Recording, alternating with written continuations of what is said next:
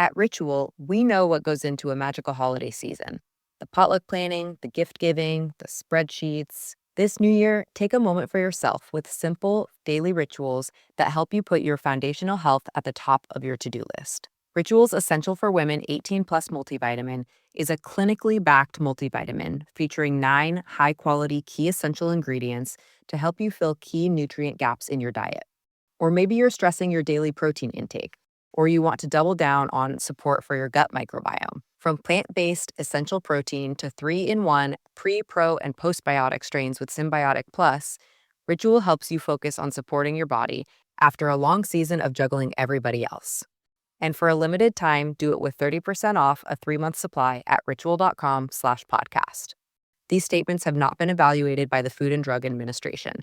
This product is not intended to diagnose, treat, cure, or prevent any disease.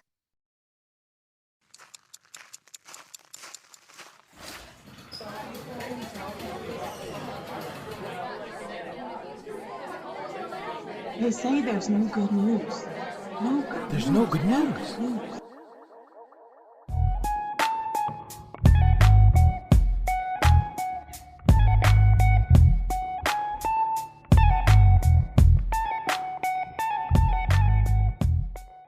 What's up, everybody?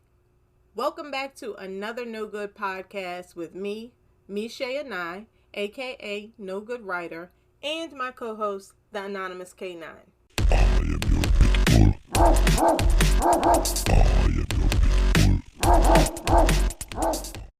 So, do you need more Facebook in your life? What if it was going to help you make more money? Facebook is currently building tools to help independent journalists and writers make money. What kind of tools? How groundbreaking is this thing? When will it launch? That, my friends, is what we're here to talk about. So, these tools that Facebook is developing, they are supposed to make it easier for content creators to not only build businesses online, but to make money from their work. So it's supposed to help in several ways. Now, as of yet, this platform, these tools, whatever you want to call this thing, it doesn't have a name, but there are several details that have been released, including some of the features and the ways that it's supposed to help. For starters, this new Facebook thing is supposed to have a free self-publishing tool that will allow content creators to set up an individual website and create email newsletters. And it's supposed to integrate into Facebook pages, which will allow content creators to publish various types of media. So you're supposed to be able to publish content including photos, live videos, stories, whatever, in your community.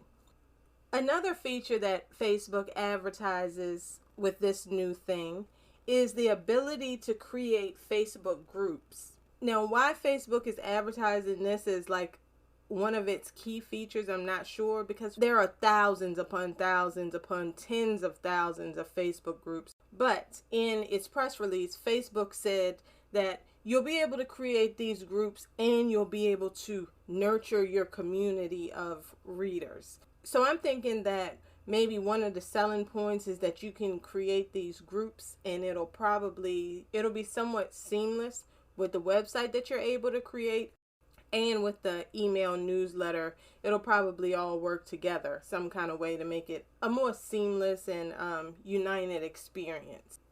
Now, this new platform, and I'm calling it a platform because, as I said, it does not have a name yet. So that's what we're going to roll with through the rest of this episode. So this new platform is supposed to have features that will help new audiences discover your content, and then features that will help you build direct relationships with that audience. And this is listed as its own feature. Now, this one will be interesting to see because we all know that marketing tools are very valuable, especially for small creators. Like, that's what we need, is ways to help us connect with larger audiences.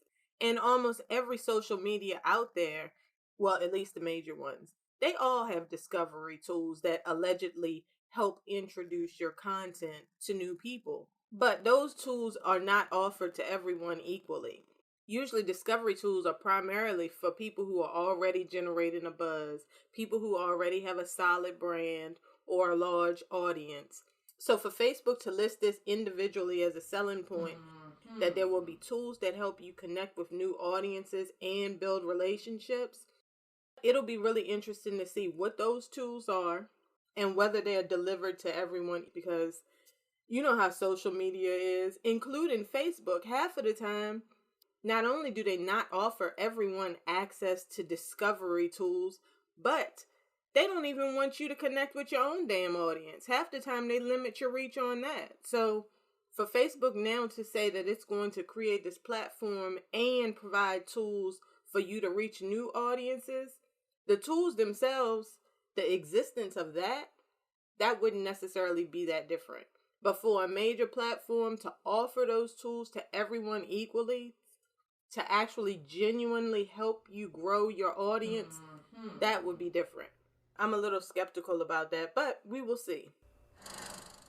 This new platform will have insights for writers so you can understand how your content is performing. And we all know Facebook is collecting data. They're going to be collecting data. They're going to be collecting all kinds of information.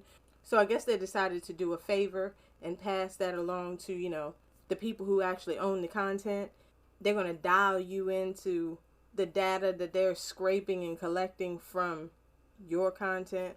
And once again, that's pretty standard for anything social media related. I mean, Facebook already has insights. So you would expect, especially when it's a business venture, that they would be able to offer insights. I mean, every platform offers insights, like I said, including Facebook right now. So I don't think that's going to be the part that blows anybody's mind, unless they're offering some new metric, some new data that's not generally collected. Another feature is accelerator services. A lot of times accelerators are businesses or platforms or groups that either have certain expertise or investment, and they're there to help your business be successful. So for example, there are food startup accelerators, and these accelerators, they do things like they'll examine your business model, your business plan. They'll have workshops. They'll bring in experts or connect you with experts and mentors, and they'll offer access to resources like a commercial kitchen or distribution chain or a manufacturing space to produce your products. Those are the type of roles that accelerators usually play.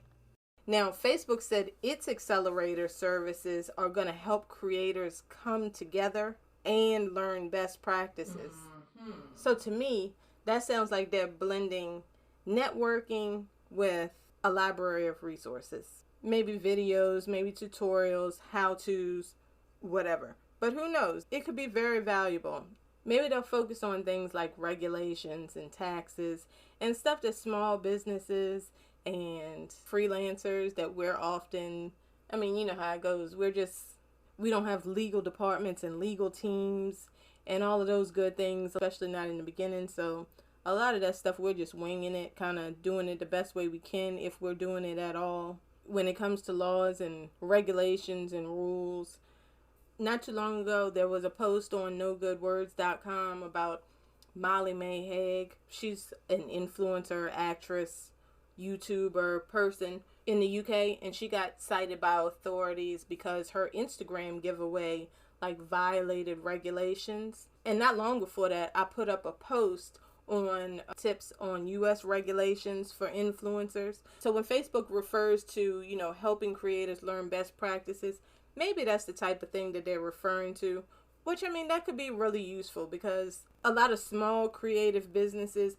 we don't have all of that regulatory knowledge. We don't have legal teams like Instagram giveaways. We don't even know. A lot of people don't even know that a lot of that stuff is regulated, and there's certain ways you're supposed to go about it and certain things you're supposed to do. So that could be valuable if that's what it is. But, we'll see.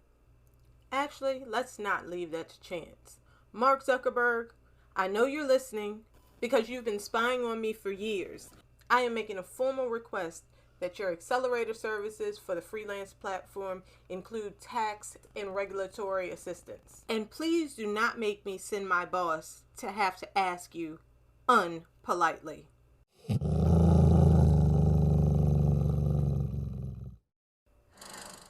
So now, the most important, the most attractive feature of all, of course, are monetization tools. Facebook is supposed to be integrating tools into this new platform, as I said, to help content creators make money. And the first tools that they're planning to start with are subscriptions. So apparently with this new platform, you'll have the ability to set up your website, your email newsletter, your groups, and you will be able to charge a subscription for people to be in this community.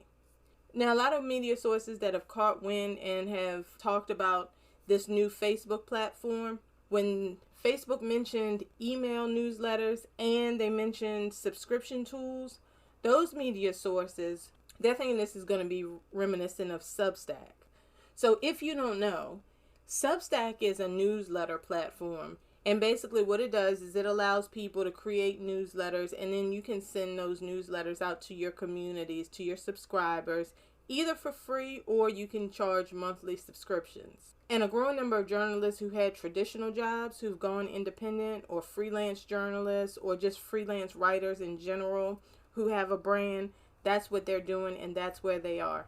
They're on Substack and they have a subscriber community. So these tools that Facebook is now developing is supposed to be part of the Facebook Journalism Project. And if you caught the No Good podcast about Facebook versus Australia, then you're already aware that Facebook has committed to invest $1 billion over a 3-year period in news. Because allegedly Facebook is a major factor in destroying the news industry. But that's a conversation for another day. So of course, so far with this $1 billion commitment, Facebook has focused on major publishers. They've been cutting multi-million-dollar deals, with big names like Rupert Murdoch. But this is supposedly an effort to cut us little folks in. Or if you ask me, to cut in on what Facebook sees as our potential to make money. So Facebook said that a large part of this initiative is aimed at supporting independent local journalists who are often the lone voice covering a given community. And Campbell Brown, which is the vice president for global news partnerships at Facebook, was like, we want to do more to support the independent journalists and experts who are building businesses and audiences online. We're exploring ways to help them benefit from the news products we've built, like Facebook News and subscriptions, while also building new tools to complement what journalists already find useful. But one thing you'll notice throughout Facebook's press release and statements and articles is how much Facebook's focused on the fact that this newsletter thing, it's already a thing. Like writers, journalists, they're already doing this. It's already working. It's already a business model that people have going. For example, the press release starts out saying, as writers, experts, and journalists publish more of their work independently, we're working to better support those efforts. Then later on, it goes on to say, the independent creator space is growing. Yeah, the independent creator space is growing, but independent creators are not like a new phenomenon that are just coming to public awareness. I mean, writers, experts, and journalists have been publishing content and hustling and even using Facebook to push their work out for how many years now? Some creators have been using Facebook as part of their hustle for over a decade. So it's not like Facebook R&D department checked the data and are just like, oh my goodness, there are independent creators online. So personally, I think all of this, we want to support journalism and, we want to help the small independent content creator. I think it's malarkey. A can of tuna. A steaming sack of bull. Oh, I went too far? I was just trying to illustrate. Okay. Sorry. It won't happen again. Not immediately. So anyway, in addition to Substack, which I already talked about, Substack is like the big dog in this newsletter subscription space. But Twitter has purchased a newsletter software platform called Review. Medium and LinkedIn both have newsletter capabilities.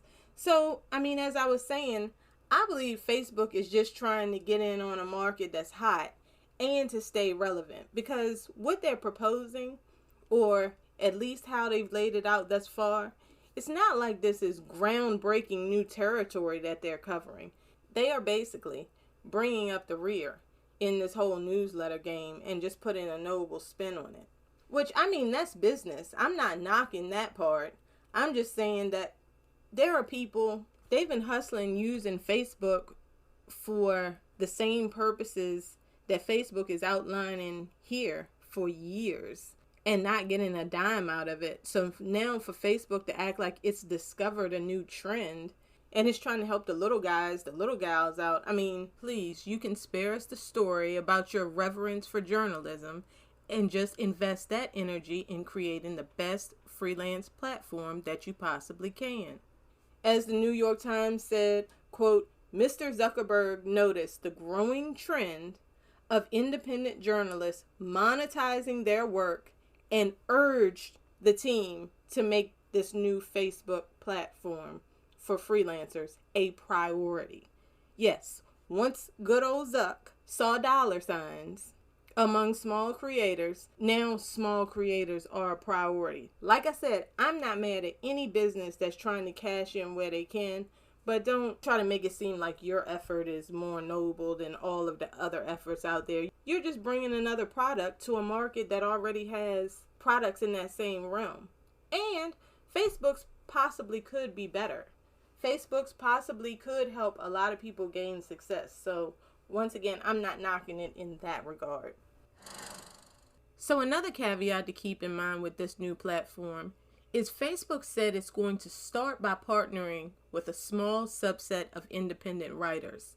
So it's unclear whether that means that the partnerships are going to be limited to a small number, or whether that means that the platform is just going to be limited to the people who have those Facebook partnerships. So we'll have to see when the platform launches whether it will even be open to everybody. It seems a little bizarre that you would invest all of this money into a platform and you would publicize that you're doing that, and then you would just limit it to a small group of people. But we have seen that from Facebook before. We see that with Instagram, even with their retail, their e-commerce tools. So it's not unheard of. So as I said, the platform doesn't have a name. What I've told you is basically what's known about the platform so far. And it's not known exactly when this platform will launch. But Facebook is reportedly trying to get this built and get it launched by this summer. So yep, sometime mid-2021, that is when the new Facebook platform for freelance content creators is expected to be born. So now that that's on your radar, let me know what you think. Are you interested? Is this something you would consider doing? I know I wouldn't like to have my whole platform built on Facebook. Not to say that I wouldn't use some elements of it, maybe to create a subscription-based newsletter or something to that degree, or load in some content, but to have my website and my newsletter and just all of my things built on Facebook, no. That's not something that I would personally go for, because as you may already know, if you listen to the Sharecropping podcast, I don't believe in building your empire on someone else's property.